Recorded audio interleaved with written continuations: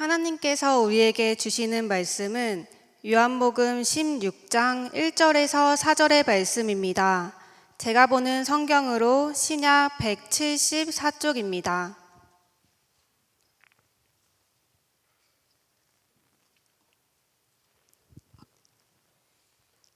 이제 요한복음 16장 1절에서 4절의 말씀을 봉독하겠습니다.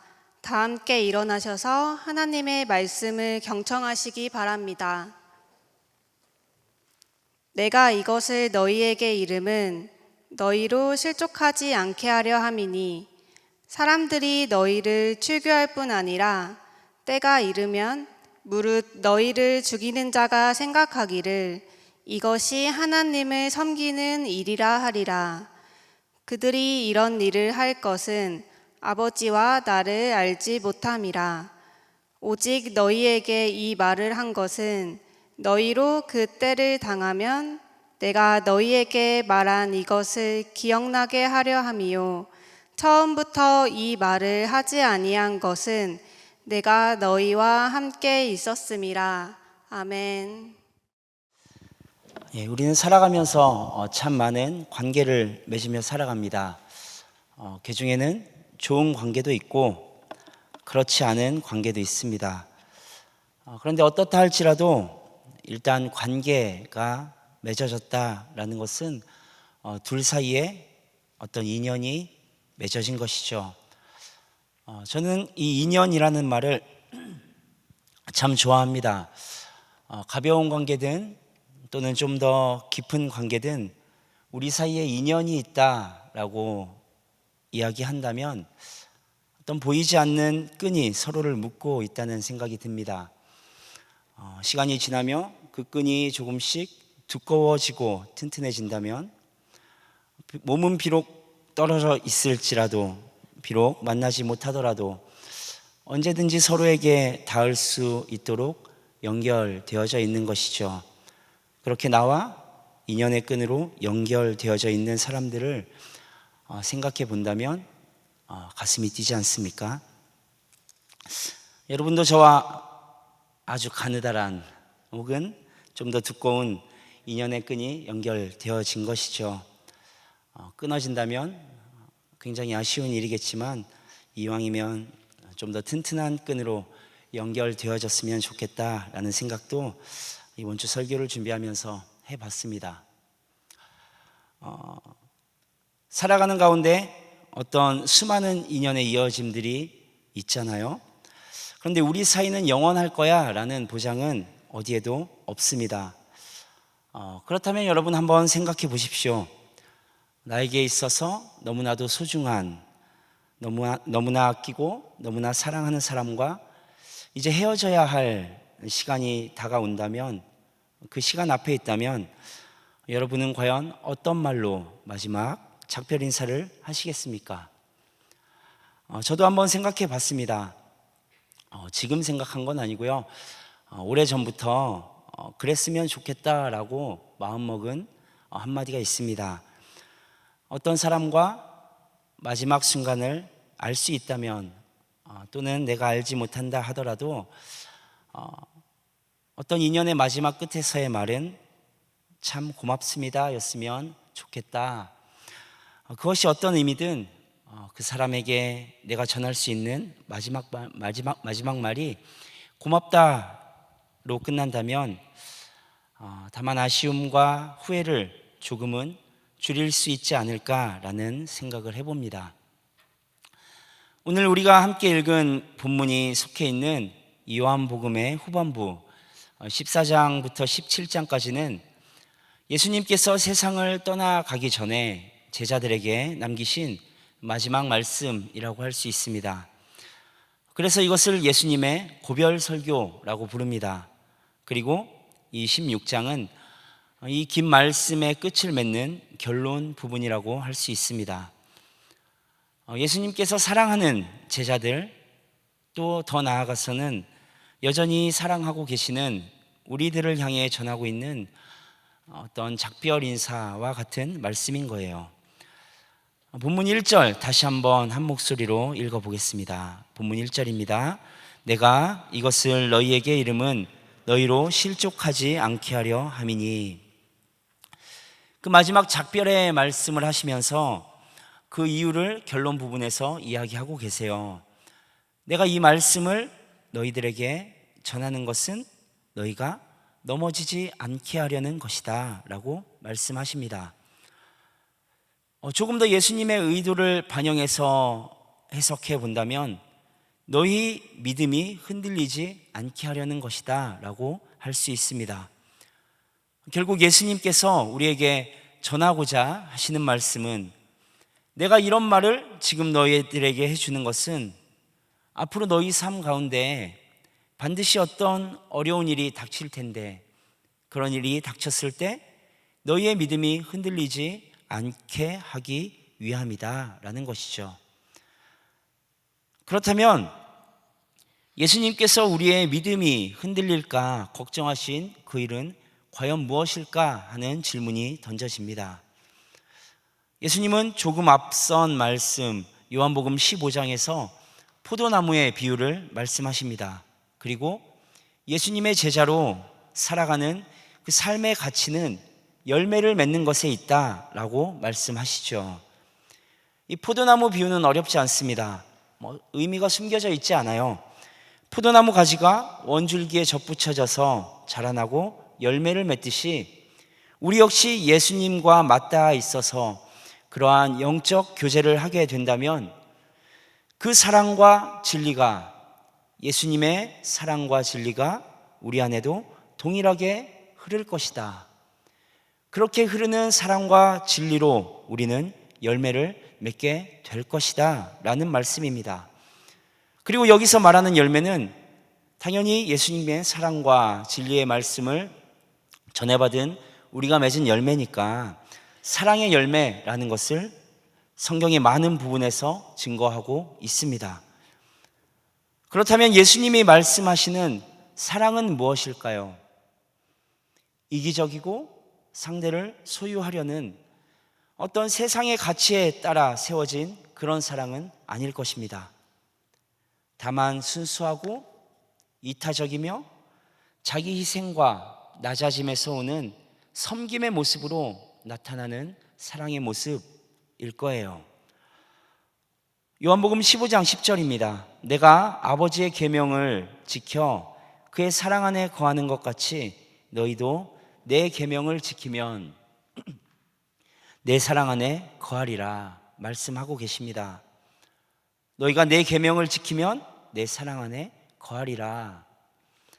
나의 사랑 안에 너희가 머물 것이다 라고 말씀하십니다. 그래서 예수님께서 우리에게 기대하시는 열매, 우리가 추구해야 할 삶의 가치는 바로 이 사랑의 열매라고 할 수 있는 것입니다. 그렇게 예수님께서 바라시는 사랑이라는 열매를 맺을 수 있다면 당연히 우리를 보는 많은 사람에게 칭찬받겠죠. 사랑의 열매, 그리고 환영받게 될 것입니다. 또 인정도 받게 될 거예요. 사실 그게 맞는 거잖아요. 내가 누군가를 향해 이타적인 사랑, 희생의 사랑, 섬김의 사랑을 보여주는데 당연히 그렇게 칭찬받고 환영받는 것이 맞는 거잖아요. 그런데 그게 전부가 아니라는 거예요. 예수님의 걱정이 여기에 있는 것입니다. 때로는 그것 때문에 비판당하고 미움도 받고 손해를 보기도 하고 억울한 일을 당하기도 하게 될 것이다 라는 거예요. 그리고 이런 것들이 우리 삶의 문제가 됩니다. 우리는 질문하게 되는 것이죠. 왜 이런 일이? 과연 내가 무엇을 잘못한 것일까? 그런데 아무리 생각해도 답이 안 나오는 거잖아요. 이런 답을 내릴 수 없는 일들로 인해 우리의 신앙이 또 믿음이 흔들리게 되는 거예요. 잠시 흔들릴 때도 있지만 그럼 다행이죠. 돌아오면 누군가는 모든 것을 버리고 믿음과 신앙을 잃게 되는 경우도 있습니다. 참으로 안타깝습니다. 예수님 아신 거예요. 너희들에게 장차 닥쳐올 내가 너희에게 보여준, 그리고 너희들이 맺어야 할 사랑의 열매, 그 사랑의 열매를 맺게 된다면 어떤 일을 맞닥뜨리게 될지 아신 거예요. 다만 칭찬이 아닌 비판과 고난의 길이 있을 것이다. 그래서 사랑하는, 너무나도 소중한 너희들에게 이제 나의 마지막 작별 인사와 같은 말씀을 해주신 것이죠. 예수님의 제자로 살아가며 결국 사랑의 열매를 맺었는데, 그로 인해 칭찬을 받기는커녕 도저히 이해할 수도 답을 찾을 수도 없는 그러한 일들을 마주했을 때 흔들리지 말아라. 우리들이 흔들리지 않도록, 실망하며 낙담하지 않도록, 또 넘어지지 않도록 그 일들을 견뎌내며 이겨낼 수 있게 하기 위해서 이제 이 말씀을 우리에게 주고 계신 것입니다. 그 시작을 이렇게 하고 계신 것이죠. 요한복음 15장 18절과 19절입니다. 세상이 너희를 미워하면 너희보다 먼저 나를 미워한 줄을 알라. 너희가 세상에 속하였으면 세상이 자기의 것을 사랑할 것이나 너희는 세상에 속한 자가 아니요 도리어 내가 너희를 세상에서 택하였기 때문에 세상이 너희를 미워하느니라. 세상이 너희를 미워하는 것은 당연한 일이다. 죄악 가운데 빠져 있는 세상 가운데 살아가는 많은 사람들이 너희를 바라보며 그 죄를 깨닫게 될 거야. 그 죄를 깨닫고 알게 되지만 이제 그것으로 너희를 미워하게 될 것이다 라는 말입니다. 여러분 이해할 수 있습니까? 우리의 사랑의 열매로 세상이 죄악을 깨닫는데 깨닫는 그들이 우리를 미워하게 될 거라는 거예요. 우리는 모두 죄인입니다. 이것은 분명한 사실이죠. 오늘 내가 나름대로 깨끗한 삶을, 또는 더 나아가서 지난 한 주는 내가 좀 깨끗하게 살았다 할지라도 우리 안에 여전히 도살하고 있는, 우리 안에 여전히 역사하고 있는 죄성은 어떻게든 우리에게 지금도 역사해서 죄의 방향으로 우리 삶의 방향을 틀어놓으려 하고 있습니다. 제가 뭔가 해서는 안 될 일을 하고자 하는 유혹에 빠져 있다고 생각해 봅시다. 또는 해야 할 것을 애써 무시하고 있다고 가정해 봐요. 마음 한켠에서는 그것이 옳지 않다라는 것을 알고 있겠죠. 그렇지만 이 또 다른 한켠에서는 그 마음에 대해 고개를 돌리는 거죠. 억압하고 그냥 해버리고 싶다라는 마음이 또 함께 일어나는 거예요. 또는 마음 먹은 것이 아니라 이미 저질러 버린 후에 잘못된 일이라는 것을 알면서도 여전히 죄책감 가운데 있으면서도 그것을 무시한 채 즐기고 있는 거예요. 그때 나를 잘 아는 사람이, 어떤 신실한 사람이라고 해보죠. 그 사람이 다가와 걱정하는 마음으로 충고합니다. 그러지 말아라. 그것은 잘못된 일이야. 언제까지 그럴 거야? 충고하죠. 그런데 어때요? 사실 나도 알고 있잖아요. 나도 알고 있지만 다른 사람을 통해 그 말을 들으면 일단 당황하는 거예요. 그렇죠? 부끄러운 마음, 그런 마음들도 들 수 있습니다. 그런데 그 이후 대다수의 사람들은 그런 마음의 표현을 강하게 내뱉게 된다는 것이죠. 나도 다 생각이 있다. 내가 알아서 할 테니 참견하지 마라. 왜 그럴까요? 처음부터 내 안에 자리 잡고 있던 해서는 안 된다고, 그러지 말라고 외치던 그 마음, 어떤 양심일 수도 있고 하나님의 말씀일 수도 있었던 그 마음, 내가 잘 알면서도 애써 무시했었던 그 마음을 이제 나에게 들려주었기 때문이에요. 놀라고 배척하고 화가 나는 것입니다. 상대하지 않으려 하죠. 그 말이 틀린 말이라서가 아니라 여전히 죄를 탐하고 있는 나의 마음에 방해가 되기 때문입니다. 세상의 하나님을 거부하고 예수 그리스도를 진실하게 따르는 사람들을 배척하고 미워하는 이유가 여기에 있습니다. 세상은 하나님의 음성을 듣고 싶어 하지 않습니다. 예수 그리스도와 접붙여져서 맺어야 할 열매 또한 거부합니다. 예수 그리스도를 진실하게 따르는 사람들과 상관하고 싶어 하지 않습니다. 그들의 존재 자체로 자신들의 죄악이 드러나기 때문인 거예요.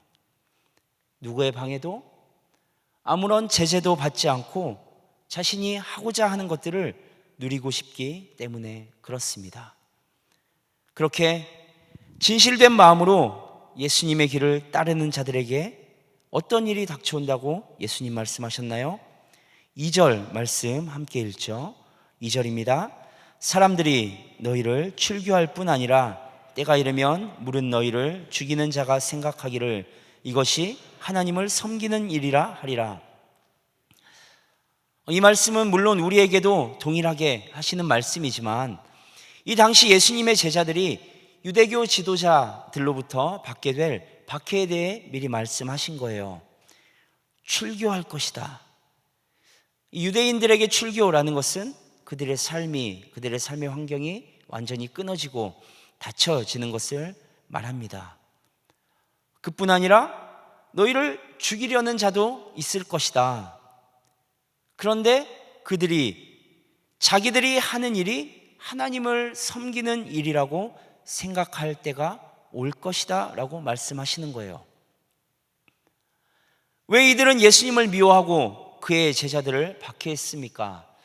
만약 유대교가 예수님을 받아들이고 그 말씀에 깨어져서 거듭났다면 여전히 지금도 하나님의 선택받은 백성으로서 희망이 있었을 거예요. 그런데 그 일은 자신들이 지금 누리고 있는 너무나 많은 것들, 그 기득권들을 포기해야 하는 일이었거든요. 그것들을 지켜내기 위해 예수님을 제거할 필요가 있었던 것이죠. 결국 그들은 성공합니다. 아니, 성공한 듯 보였습니다. 예수님을 십자가에서 처형했어요. 안심했겠죠? 이제 더 이상 우리들의 양심을, 우리들의 이 마음을 괴롭게 할 자가 없다라고 생각했을 것입니다. 그런데 여러분 잘 알듯이 어떤 일이 일어났습니까? 십자가에 달려 돌아가신 예수 그리스도는 3일 만에 부활하셨습니다. 그리고 이제 성령님을 보내시며 오히려 수많은 작은 예수들을 만들어내신 거예요. 유대 지도자들은 예수님만 없애면 끝이라고 생각했지만 이제 예수님의 뜻과 예수님의 그 사랑을 품은 더 많은 작은 예수들이 생겨나게 된 것이죠. 그들도 없애야 하는 것이잖아요. 출교와 모함과 이제 죽음까지 동원해서 예수님의 제자들을 박멸시키고자 하는 겁니다. 그렇게 시작된 박해와 순교의 역사, 오늘날까지 이어지고 있잖아요. 그런데 참으로 어이없는 것은 그런 박해자들이 자신들이 행하는 그 일들은 하나님을 섬기는 일이다라고 생각한다는 사실입니다. 실제로 그렇게 생각하는 사람들도 있을 테지만 자신의 악행을 숨기기 위해 그렇게 포장하는 사람들도 있다는 거예요. 옛날 유대 지도자들이 그랬습니다. 로마 시대의 박해 때도 그랬습니다. 물론 우리나라 초기 선교가 시작될 때도 그랬습니다. 그리고 세계 여러 나라에서 지금도 여전히 그런 일들이 동일하게 벌어지고 있습니다. 예수 그리스도의 진실한 제자들을 비난하고 배척하고 박해하고 심지어 죽이는 일. 그리고 그 사람들은 이야기하죠. 나의 신을 위해 자신들의 신들을 위해 그렇게 한다라고 이야기합니다. 이런 이유로 이 모든 일들은 마치 종교 갈등, 종교 전쟁처럼 보이는 거죠. 심지어 그렇기 때문에 종교라는 것은 이 세상에서 아무런 쓸모가 없다. 이 세상에서 일어나고 있는 어떤 갈등과 불화의 원인이기에 종교는 필요 없는 것이다. 모든 종교를 없애야 한다라고 주장하는 사람들도 물론 있습니다. 그러나 여러분, 이런 갈등들을 한번 깊이 들여다보십시오. 그것을 주도하는 자들은 결코 진실한 종교인들이 아닙니다. 죄악 가운데 물든 이기적인 욕심의 발현일 뿐입니다. 그리고 그 욕심을 종교라는 것으로 포장하기에 그렇게 보이는 것이죠. 아무리 그럴듯한 구실을 갖다 붙인다 하더라도 진실한 믿음과 신앙으로 하는 행동이 아닙니다. 그들에게 종교란 자신의 욕심을 채우기 위한 욕망의 발현인 것이죠. 신의 이름으로 총칼을 빼든 자들은 그것이 어떤 종교라 할지라도 더 이상 신앙인이라고 할 수 없는 것입니다. 진실하게 믿으려는 사람들에게 다른 사람에 대한 증오와 갈등을 조장하는 종교라면 그것은 어떤 이유로든 존중받을 수 없습니다. 본문 3절 보시죠. 그들이 이런 일을 할 것은 아버지와 나를 알지 못함이라. 그들이 이런 일을 하는 이유에 대해서 예수님 말씀하시죠. 아버지 하나님도 모르고 나도 알지 못하기 때문이다. 다시 말해 하나님을, 예수 그리스도를 제대로 안다면 이런 행동을 할 수 없을 것이다 라고 말하는 것이죠. 이 히브리어에서 알다라는 말은 지식으로 아는 것, 머리로 아는 것을 넘어서는 거예요. 전인적인 알을 말하는 것입니다. 참된 하나님을 체험하고 예수 그리스도를 인격적으로 안다면 그럴 수가 없다라는 말입니다. 이런 인격적인, 전인적인 알미 없다 보니 자기 마음대로 하나님을 이해하고 또 이용하면서 자신의 뜻을 하나님의 뜻으로 포장하게 된다는 것이죠. 심지어 하나님도 모르고 예수님도 모르기에 그 뜻에 대해 내 마음대로 말하는 것이 얼마나 잘못된 일인지조차 깨닫지 못하는 것. 여전히 신의 이름으로 그 이름을 내세워 오히려 그 이름을 모독하고 있다는 것입니다. 여러분, 비단 이런 전쟁과 다툼, 큰 일들에서만 이런 일들이 일어날까요? 아주 가까운 곳, 우리들의 삶도 마찬가지인 거예요. 예수님께서 일어나리라 말씀하신 일들이 지금도 충분히 일어나고 있습니다. 예수 그리스도의 사랑 안에 거하며 우리 삶 가운데 사랑의 열매를 맺으면 계속 이야기하듯이 당연히 칭찬받고 환영받고 존중받을 줄 알았는데 전혀 다른 일들이 벌어지잖아요. 예수님은 이런 일이 일어날지라도 당황하지 말라고 말씀하시는 거예요. 죄를 즐기려는 이 세상의 가치 가운데 그것은 당연한 일이다라고 말씀하시죠. 그리고 4절에서 다시 한번 말씀하십니다. 4절 말씀 다시 한번 같이 읽어보겠습니다. 오직 너희에게 이 말을 한 것은 너희로 그때를 당하면 내가 너희에게 말한 이것을 기억나게 하려 함이요 처음부터 이 말을 하지 아니한 것은 내가 너희와 함께 있었음이라. 너희들에게 마지막으로 이 말을 하는 것은 그런 일들이 닥쳐올 때 나의 말을 기억하게 하려 함이다. 그런데 여러분, 기억하면 다 해결될까요?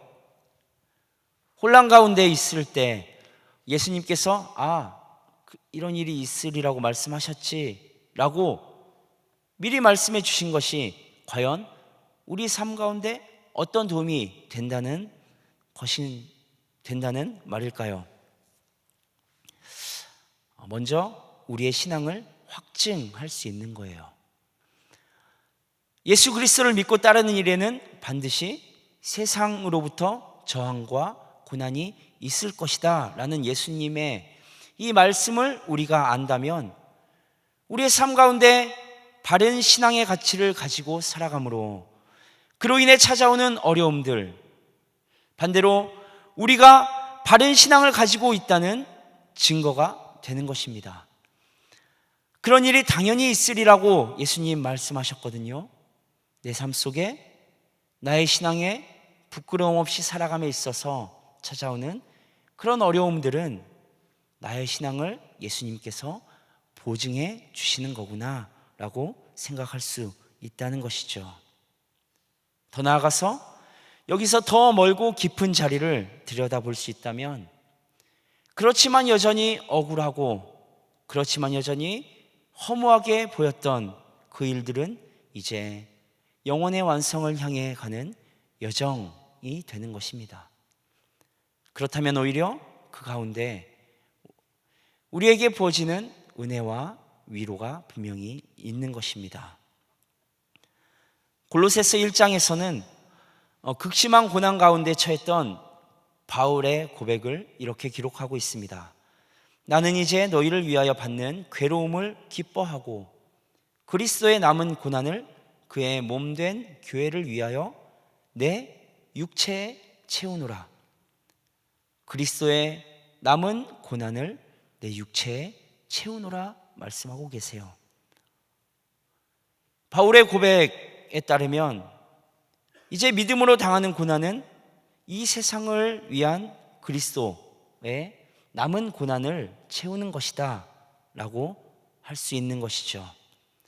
우리를 위해 이 땅에 오신 예수 그리스도의 고난, 그리고 죽임까지 당했지만 그것이 끝이 아니었듯이 예수 그리스도를 따라 살아가는 우리들의 고난 역시 그것으로 끝이 아니다 라고 이야기하는 것입니다. 지난 2000년 남짓한 기독교의 역사 돌아보면 평안한 역사가 아니었습니다. 저항과 피해 역사라고도 할 수 있습니다. 때로는 강하게, 또 때로는 약하게, 그렇지만 끊임없이 세상과 예수 그리스도의 바른 진리 안에 살아가기 위한 사람들의 고난과 순교의 역사라고 할 수 있는 거예요. 그 일 가운데 그것을 당연히 받아들이고 견뎌낸 이유, 그들이 그것을 당연히 받아들인 이유, 그 고난에 뜻이 있으며 목숨보다 더 큰 생명의 기름을 알았기 때문입니다. 하나님께서 우리를 구원해 주신 은혜를 값없이 받은 은혜, 값없는 은총이라고 표현합니다. 예수 그리스도를 통해 죄를 해결해 주시고 하나님의 자녀 삼아 주신 거예요. 성령님이 우리와 함께 하셔서 이제 우리에게 거룩한 삶을 살아갈 수 있도록 하시고 성령의 열매 맺는 삶을 살게 하시는 것, 이 모든 것이 대가 없이 주신 은혜라는 것입니다. 우리 어떤 공로로 얻는 것이 아니죠.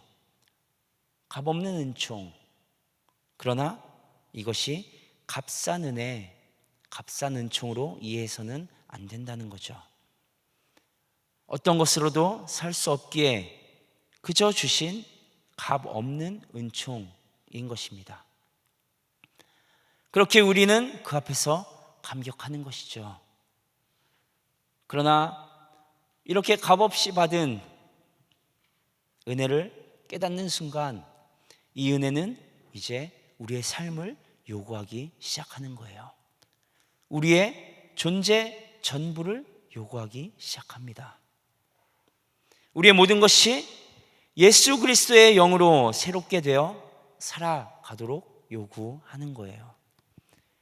그로 인해서 그리스도인들은 손해를 견디기도 하고 때로는 고난을 감수해야 하기도 하고, 물론 지금은 흔하지는 않지만 죽음을 각오해야 하는 순간도 찾아올 수 있는 것입니다. 하나님이 어떤 분이신지, 예수 그리스도의 은혜가 어떤 것인지를 알게 된다면 이제 지식으로 머리로 아는 것이 아니라 전인격적인 체험 가운데 그것을 깨닫고 이제 기꺼이 그 값을 지불할 수 있게 되는 겁니다. 기꺼이 지불할 뿐만 아니라 오히려 나를 드리면서 감사함으로 나아가는 것입니다. 그리스도의 남은 고난을 내 안에 채우노라. 바울의 고백은 바로 거기서 나오는 고백인 것이죠. 오늘 파송을 했지만 다음 주에 우리 청년부 단기팀이 미얀마로 떠납니다. 각자 가지고 가는 마음은 다르겠지만 어떤 사역보다 무엇보다 먼저 이 은혜의 사랑이 여러분의 마음 가운데 있기를 바랍니다. 물론 단기팀뿐만 아니라 남은 우리들도 동일한 마음을 가지기 원합니다. 함께 기도하고 동역하며 동일한 은혜 가운데 이 시간을 누리는 우리가 되었으면 좋겠습니다. 그 모든 일들이 세상의 가치 가운데 우리가 그리스도인으로서의 저항의 삶을 살아가게 되는 모습이에요. 물론 이런 특별한 일들 가운데 더 큰 은혜를 얻을 수도 있지만 우리 일상 가운데서도 동일한 마음을 가지고 살아가야 하는 것이죠. 그럴 수 있다면 예수님이 말씀하신 사랑의 열매가 우리 안에 피어나게 되는 것입니다. 사랑하는 사람, 소중한 사람을 앞에 두고 마지막임을 알았을 때 마지막 대화, 마지막 전할 말은 결코 가벼운 말은 아닐 것입니다.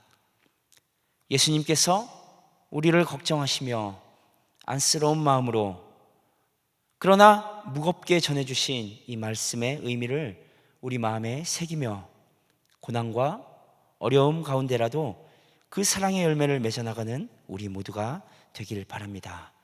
기도하겠습니다. 하나님, 예수님의 제자로 살아가며 열매 맺는 삶을 살아가야 하지만 이해할 수 없는 일 가운데 낙담하고 근심하고 실망할 때가 많습니다. 그러나 우리에게 미리 주신 말씀을 의지함으로 새 힘 얻는 우리들 되게 하여 주시고 우리에게 주신 은혜를 깨달음으로 그 모든 일들을 즐거이 감사함으로 감당할 수 있는 믿음도 더하여 주옵소서. 예수 그리스도의 이름으로 기도드리옵나이다. 아멘.